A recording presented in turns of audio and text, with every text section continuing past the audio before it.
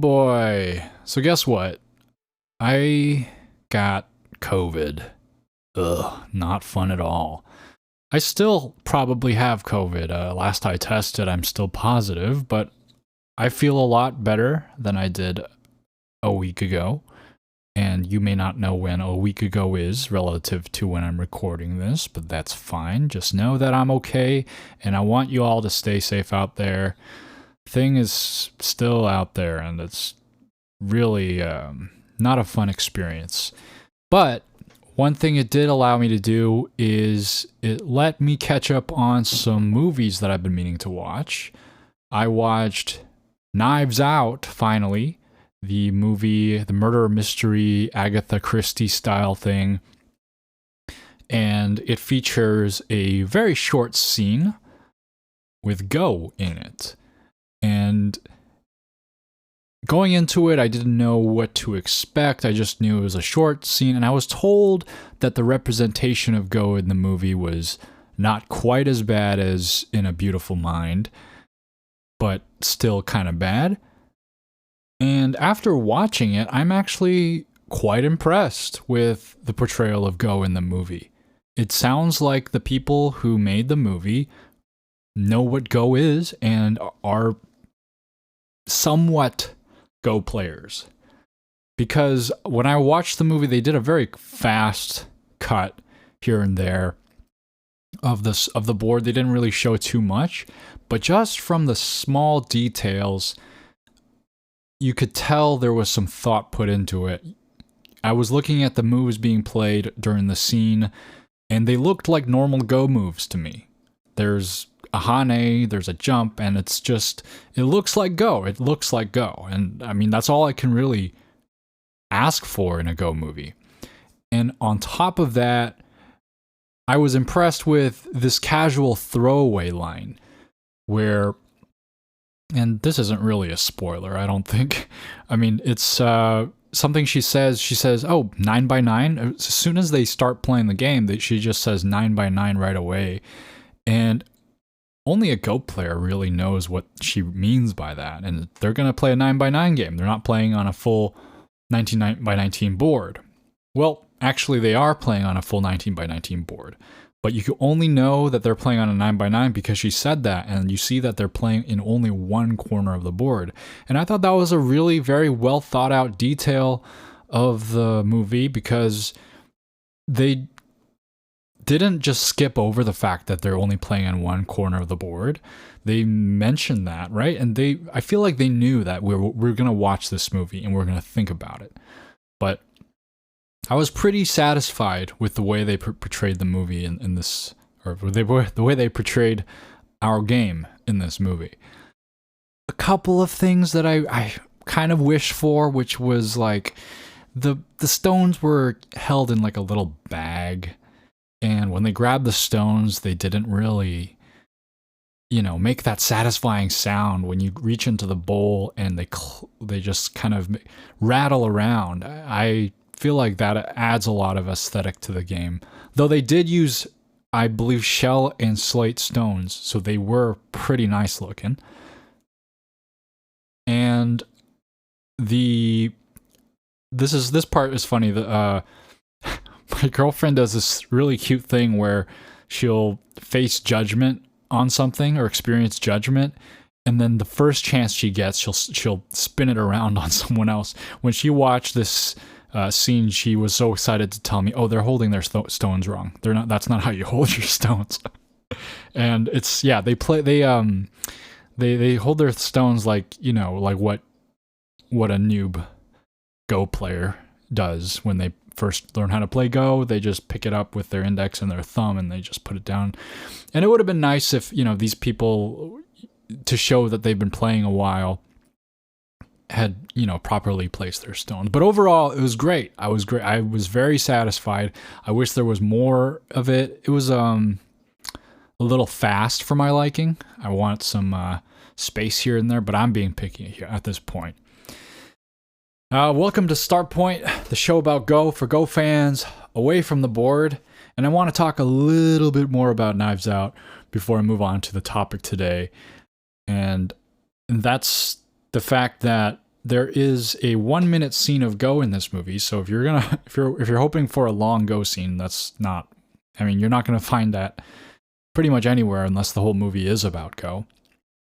But there's this 1 minute scene in the movie, and there's a YouTuber by the name of Lord Ravenscraft who did this 32-minute video on this 1 minute scene, breaking down the plays made by the characters and what it means for the overall film. And then Dwyron did a 52-minute video on Lord Ravenscraft's 32-minute video, breaking down Lord Ravenscraft's breakdown of the 1 minute scene in Knives Out. And so obviously here on Starpoint, we're going to do a 2-hour breakdown of Dwyron's 52-minute just kidding. That would be funny though, right? No, it wouldn't be. It would be horrible, especially since you can't even see what we're talking about. It's a podcast. But I thought that was funny. If you guys want content related to the Knives Out Go scene, there's actually quite a lot of it on YouTube right now for once.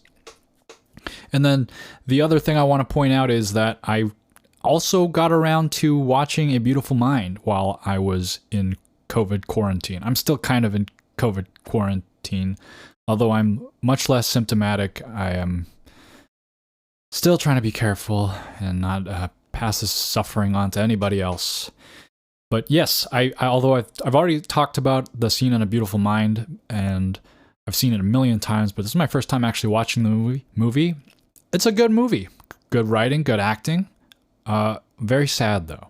So if that's the kind of thing that you want to watch, A Beautiful Mind, go check that out. And finally, for today's topic, we're going over handicap stuff. Handicap. What's handicap? So, as we all know, in Go, we have a very cool handicap system, and we like to lord it over the chess folks over there, saying, "Oh, you guys have no real good handicap system to even out the playing field." I mean, you can take out a knight or 2 knights or something like that, but that's kind of silly, right? And I think it's an elegant system, right, for Go. When you have 2 players of different strengths, how can you make the game more even? It's a really nice system. And just to go over the basics of how handicap works, first, before we start, we have to talk about Komi.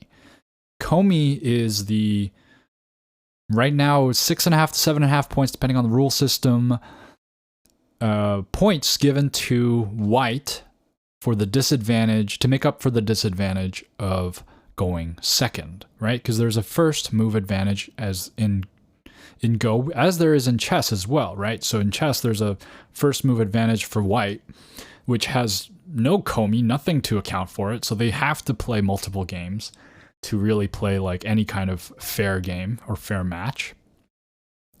But in Go, we try to even that out with Komi, a few extra points to give each player an even start.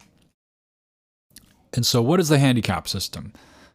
The handicap system is for beyond that. So first of all, what can we do? We can take out the Komi, and that'll already create a lopsided game, giving an advantage to black for giving the first move. So you can say, hey, you're a weaker player, you can take black, and I won't take a handicap as white. Typically, you do still take like a half-point handicap to prevent draws. But moving on, and then what else can you do to further give a handicap to the weaker player? Well, let's give black not only the first move, but also the second move. And so you have traditionally the handicap points being the star points, and you keep going like this, giving black the first, second, and third move, fourth move, and just giving black more and more stones to start the game off until you think that it's an even playing field. And then the order is traditionally, and then especially by AGA rules, is the star point, the diagonal star point, and then I guess any of the other star points, not including Tengen. and then all 4-star points, and then it's kind of like the layout of dice, right? Like if you look at on the face of a die, you try to even the handicaps around the board. Though the three one is not the diagonal. It's typically, I think, the more of like an L-shaped handicap rather than the diagonal. But in any case, that's the handicap system that we all know and love. And again, I think it's an elegant idea. It's been in use for a very long time, and it's a simple way to kind of structure our ranking system as well. And this is kind of what our ranking system is based off of. Our whole Q and Don ranks are really meant to be spaces between, like the spacing between two ranks is supposed to be the equivalent of one handicap stone. And it's even in our lingo. Sometimes we say like, oh, I wish I could be a stone stronger, right? But there are, I think, some shortcomings. These handicap systems as a way of determining rank and differences in strength in player were really elegant when ELO wasn't a thing, when that didn't exist. And those matchmaking systems weren't calculated out and are in place, and we had more primitive ways of relating to one another as players and trying to make ourselves more even with each other. But I think when you look at the whole picture from a modern perspective, I feel like there's a lot of things that you could pick out about the handicap system that may be a little outdated, a little bit, I don't know, not perfect. And I'm kind of thinking about this by asking some questions. For example, do handicap stones give a similar win percentage increase no matter what rank you are? And that's kind of like a recursive question because the ranks are defined by the handicap stones. But let's say forget about ranks. Let's say we're just talking about ELO or skill level, right?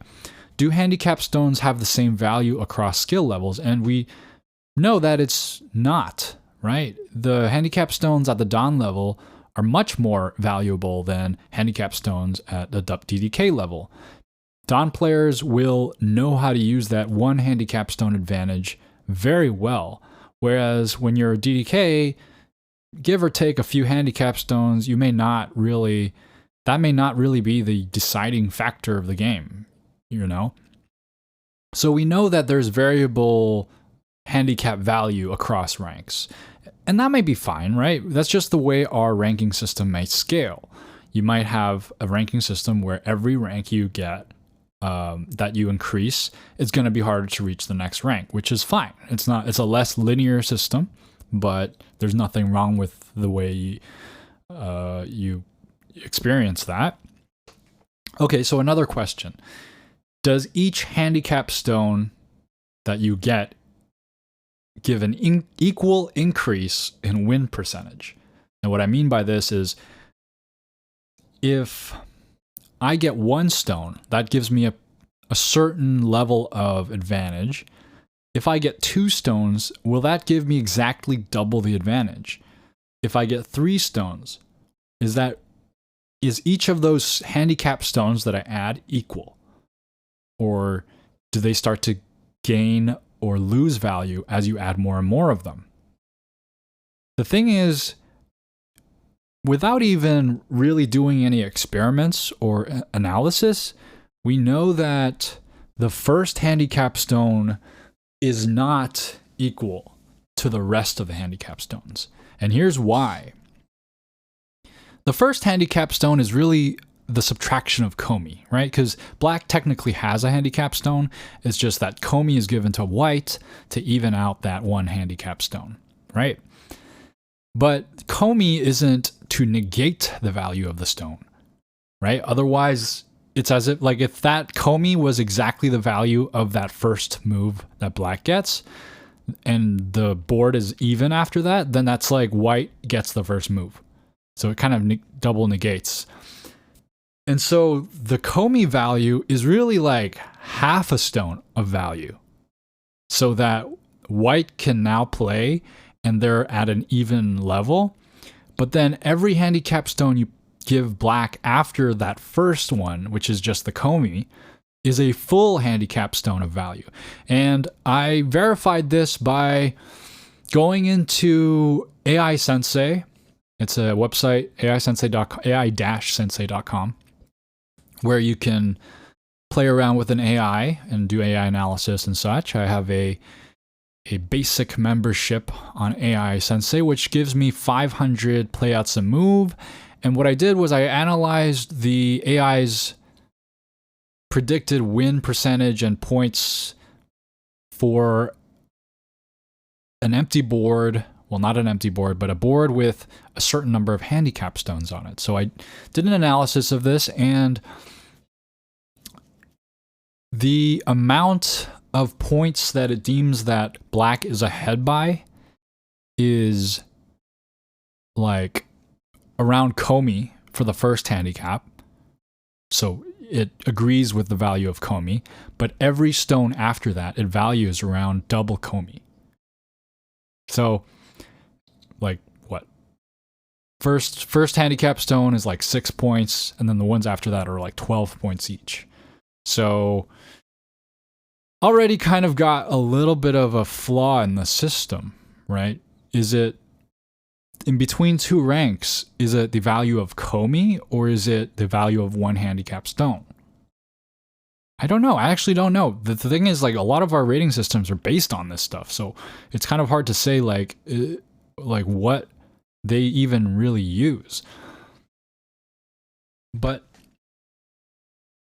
moving on, another point I want to make about the handicap system is that we are dictating the handicap stones to be placed on the star points in a specific pattern.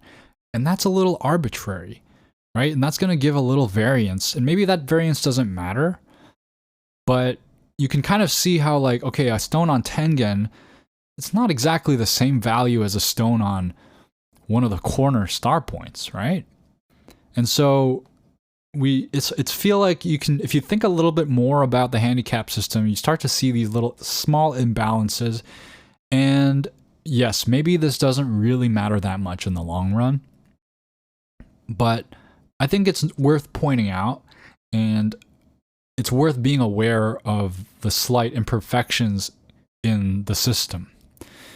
And I thought it was so worth being aware of these slight imperfections that I decided to write a quick Python script to analyze millions of games of data on OGS.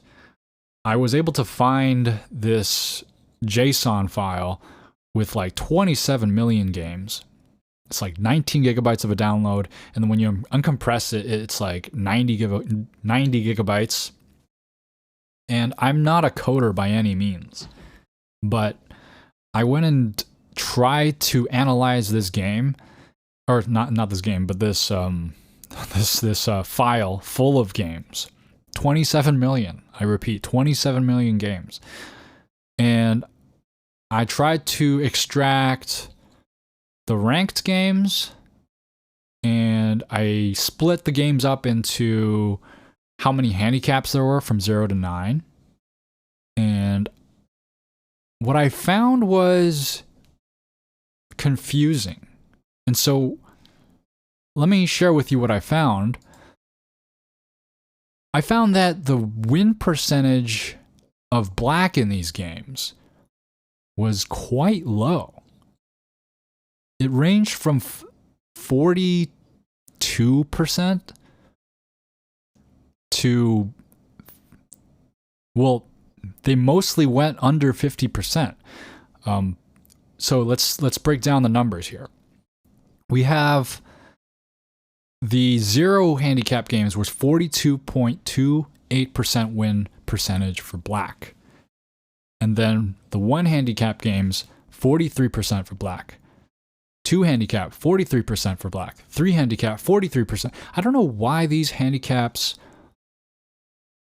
or these, why, I don't know why these games are so favored for white.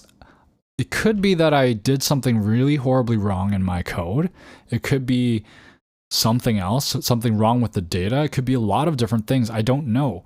But I got this result, and maybe some of you who have a better handle on analyzing data can take a look at the data. I'll link the source I got the data from somewhere in the show notes, and maybe someone can help me analyze this a little better. But I got weird low win percentages for black here for all the games, and it's kind of weird. But what I did notice is that there is a slight increase in win rate for black as the handicaps increase. And I don't know if that's accurate either, but it's just a thing to notice. Just kind of, I'm not a programmer or a statistician. What do you call that? I'm not a mathematician, right? I didn't even take statistics in high school. But this is something that I tried just on my own time, and I noticed, I don't know, it's just an interesting data to look at. But that's what I noticed. Handicap advantage tends to go up a little bit as more handicap stones are placed, meaning the more handicaps you try to use to break even on the ranks difference, the more likely that black is going to take the advantage. But I would love to see what anyone else thinks of the data and can find anything insightful about it. Because, I mean, it's crazy, because like we base our whole rank based on this, right? And this is like kind of the cornerstone of like how we space out our different ranks. And it's very kind of up in the air. It's a lot of like weirdness going on with the handicap stones, and it's not a very consistent system is what I'm trying to say. But okay, so if handicap stones are inconsistent, then what other handicap systems do we have? And do we need other handicap systems? Well, one thing that I mentioned earlier was with the arbitrariness of the placement of the handicap stones, right? And it's hard to get the value, the correct value from each handicap stone, or a consistent value from each handicap stone.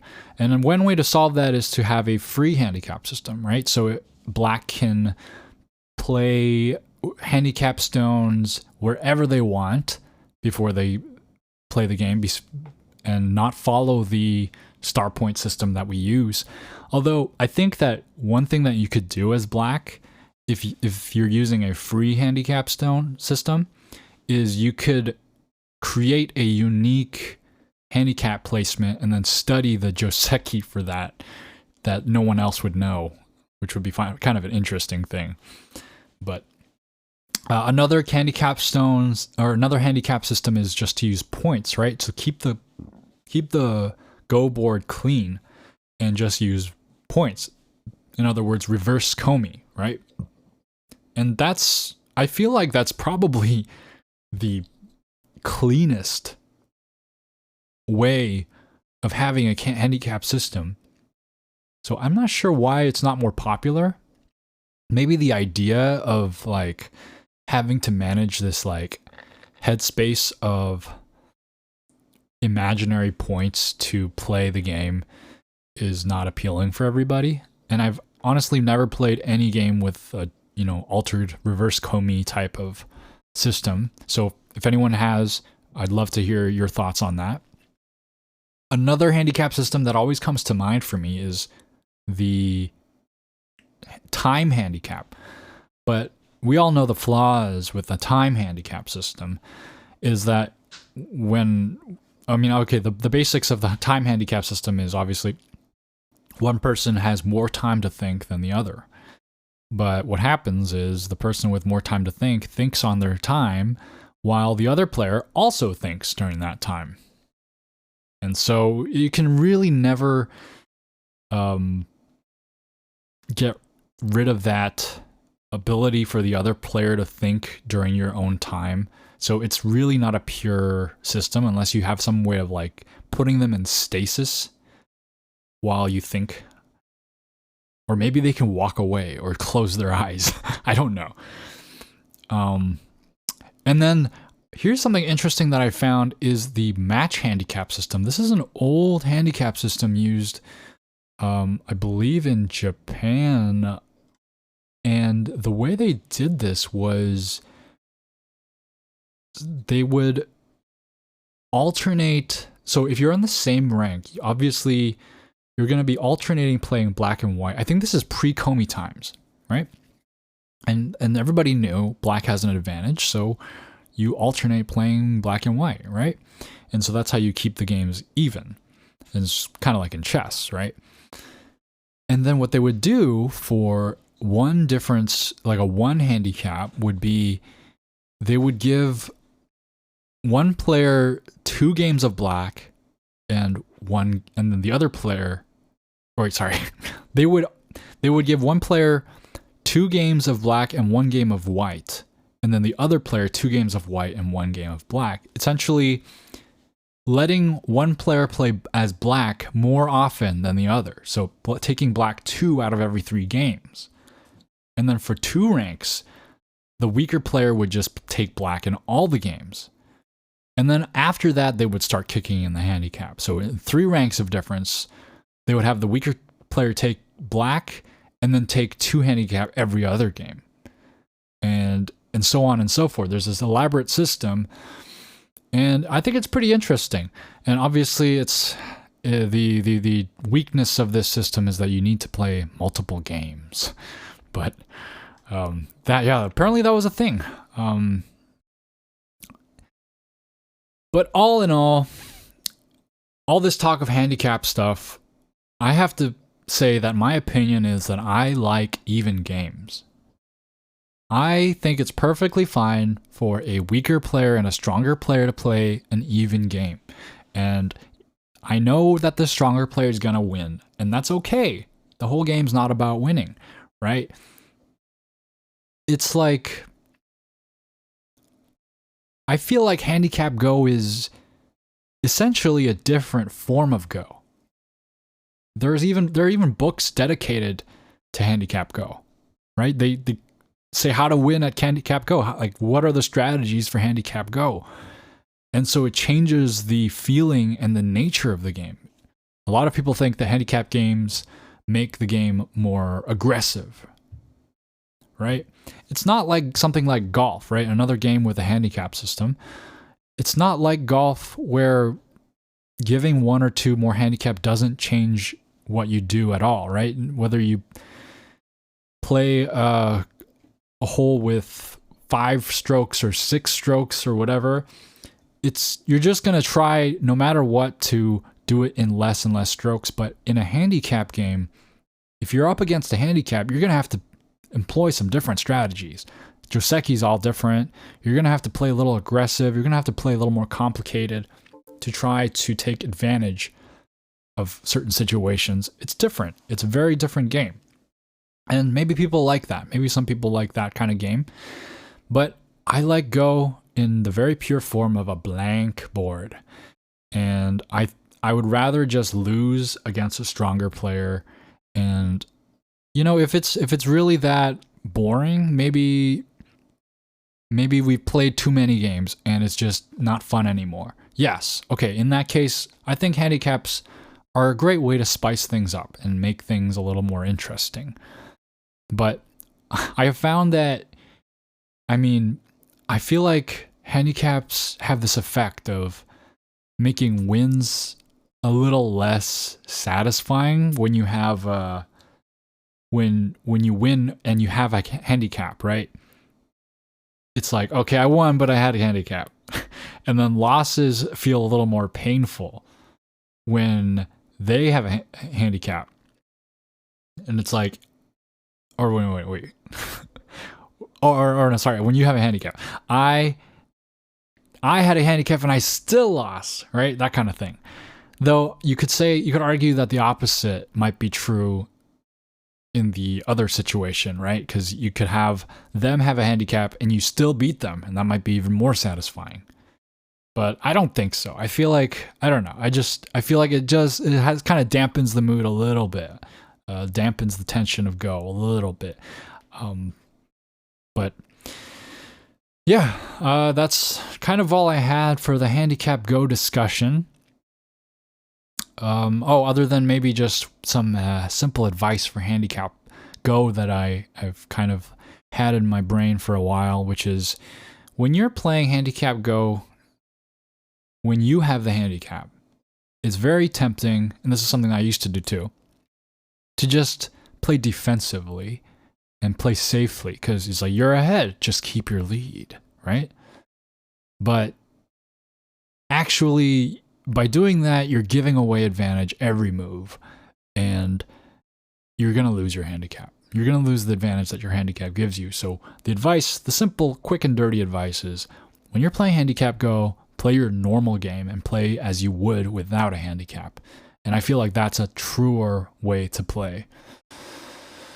Alrighty, and with that, I have a little bit of a Go news update from last week. I had a little blurb about the Nongshim Shinramen Cup, which is the international team tournament between Korea, China, and Japan. And the first round results have come in, and China is straight ahead in the lead without any losses. 3 wins for Xue Erhao. Knocked out from the Korean team are Byun Sang-il and Seol Hyun-jun. And knocked out from Japan is Shibano Torimaru and Shu Jia Yuan. And so China's in the lead, and the next stages are going to be in November of 2023 and then February of 2024 in Busan and Shanghai respectively. And look forward to those if you want to see the heavy hitters start to come in. Gu Chihao, Koja, Ding Hao, Shin Jin-seo, Park Jung-wan, Ichiro Kiryo, Yama Yuta. All of these players are going to be playing. Well, actually, if one of these countries continues to win again and again and again, some of these players may not play, but we're going to be seeing some giants duke it out in any way. And with that, it's time for listener mail. All right, we got some mail for the Are Fast Games Bad For You episode number 9. Martin writes, "Hey man, I am really enjoying your show. I personally play exactly the bad style you describe in fast games. First play, then think. In the end, I feel really bad about my game. Anyway, your show motivated me to play on Fox some fast games again. I will really try to force myself to think first. Well, let's see. By the way, I really liked your metaphor of the flowing stones during fast games. I think you are right that in slow games, it is hard to see the flow. Anyway, I love your show. Keep it up. Best, Martin 7Q." Well, thank you, Martin, for writing in. And again, I have to say, I take no responsibility for any loss in skill or rank for suggesting anything on this show, but best of luck to you, Martin. It's really cool to see that you're inspired to play some fast games. I think it's always good to actually just change it up a little bit and use some muscles that you haven't used before. So thanks for writing in. Elimic31 says, "Oh, I didn't know there's a Go podcast. Instantly subscribed. Somehow I missed the first 8 episodes, but the topic seems super interesting. I don't have Spotify or Apple Podcasts and will be one of the RSS listeners. Thanks for providing that. The downside is that I cannot vote for the podcast and will not provide analytics, but to make up for that, I'll try to advertise the podcast on social media and by word of mouth instead of by algorithm." Well, thanks for writing in, and you know what? All I need you to do is listen and enjoy the podcast. And if you want to share it, great, but it means a lot that you're even listening. So thanks for writing in. From Aumpa says, "I was struggling with ladder anxiety this morning while preparing to play a fast game on Fox, so I put this on while playing to help me relax. I used the default auto match settings, which is 3 times 20 seconds Byoyomi, which of course fit very well with the topic. My game took a little under 30 minutes and the podcast was a little over 30 minutes, so it was a great fit. And the topic was a great fit. It reminded me to take a little time for each move instead of responding instantly. I lost the game, but the success is that I played and it was a good game. I remember suggesting back around episode 5 or so that you could try to use fewer filler words like and you were doing great with that. It seems you were taking a second to pause and collect your thoughts here and there instead of using filler words. It makes for a better flow. In the I Met Nick Sabicki episode, it was cool to hear mention of some of the Southern California clubs that I do and have attended. I think there's maybe a 15% chance we met. Future episode idea, I may have met Oompa, lol, JKJK. Well, yes, I have been trying to work on the ums and uhs, though, forgive me if I ramble here and there, but hey, it's a podcast. It's a thing where I ramble on and you listen for your entertainment. So, but anyway, I'll try to keep things going smooth and sailing. Clearly not smooth sailing right now, but I appreciate your kind words. And just to comment on the other comment that you made about listening to the podcast while you play Go, that's not something that I thought anyone would do. Actually, that's crazy to me. Like you're playing Go with someone talking to you in the background. I don't know how you do it. But if I'm constantly telling you to take your time with your moves during the podcast, maybe that's actually a help during the game. Maybe that's a constant reminder to think before you play. Well, anyway, thank you all for writing in. And if you have a comment on this episode or any other episode, comment wherever you're listening or shoot an email to starpointbaduk@gmail.com. That's starpointbaduk@gmail.com. Thank you so much for listening. And as always, keep playing Go.